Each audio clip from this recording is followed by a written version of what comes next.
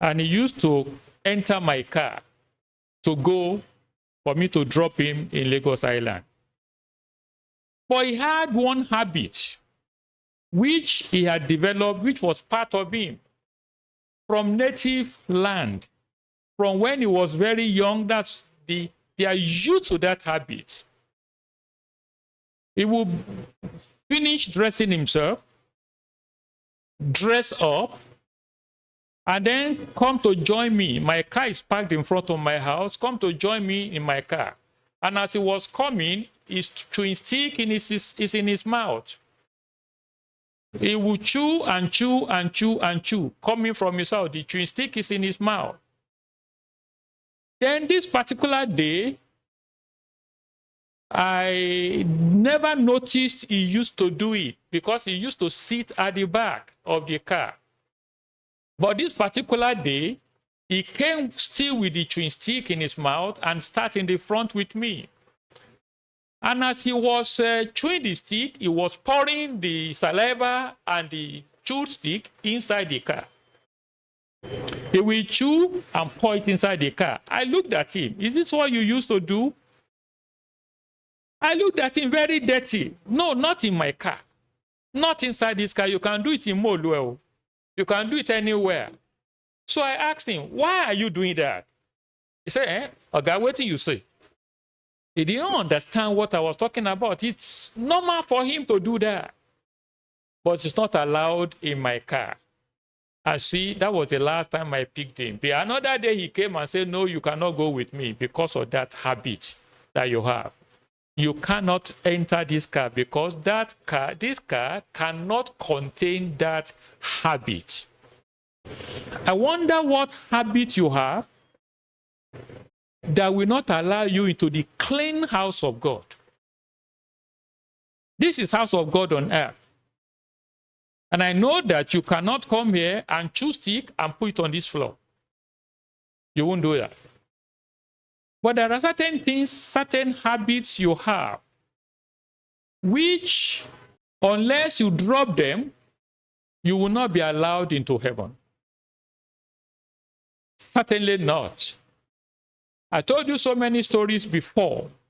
I remember last week Sunday here, I was telling you and repeating it again, the unforgiveness that happened to Papa Kindayomi, and he was not allowed in that place. What stains, what dirty habits, what stigmas are there on your soul that you will not be able to enter that kingdom? Before, delays in sounding. Your own trumpet can sound at any moment. I think maybe I should repeat the story I gave to the workers yesterday.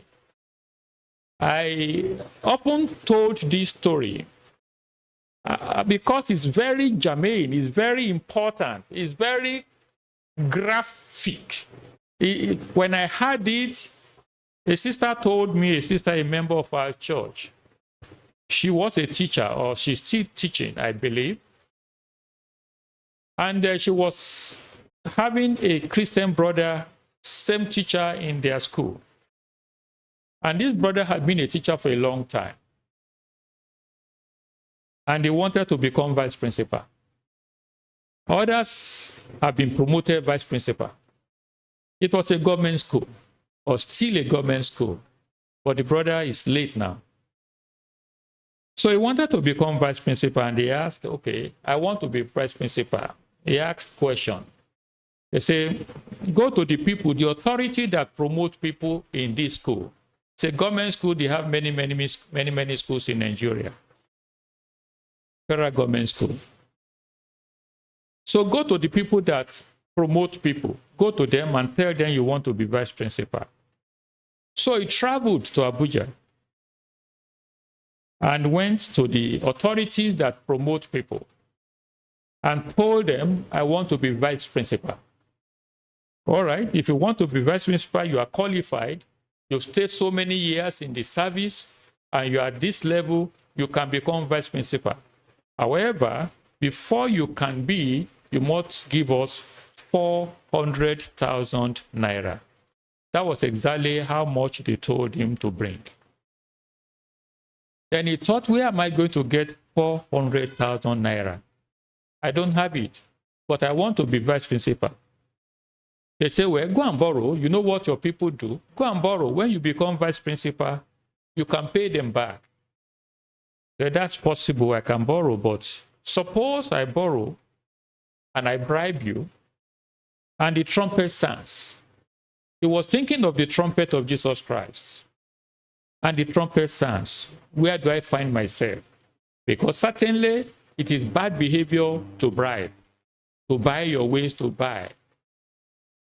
Well, there's a difference between bribing and, like Pastor Both just said, and extorting from people. But this one was really going to be bribing. To buy your position, which you shouldn't do. You are establishing corruption, wrong things that shouldn't be doing, that shouldn't be done. You are cooperating and helping them to establish it and perpetuate it. You shouldn't do it. So he said, suppose I gave this money and the trumpet sounds. I can't do it. So he said, go away. You can't be vice principal.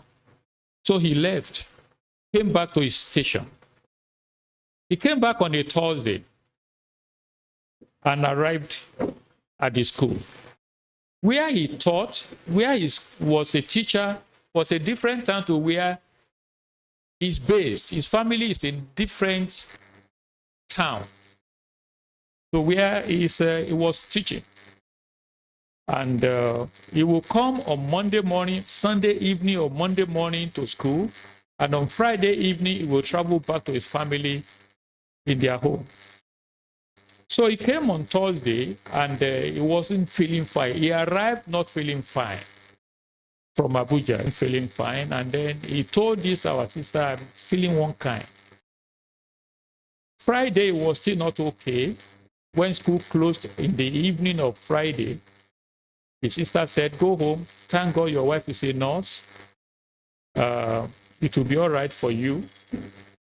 She will take care of you. Make sure you get well before coming back to school. Said, okay. Went home, still very unwell. And the wife took care of him and so on. Throughout the weekend, Saturday, Sunday, he wasn't well. In fact, it was getting worse, still okay. He called the school, I can't come early today. He called the principal, I can't come early today because I'm still unwell.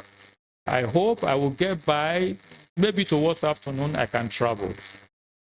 They said, okay, just take care of yourself. So the wife was leaving for work in the morning of Monday. He was sleeping.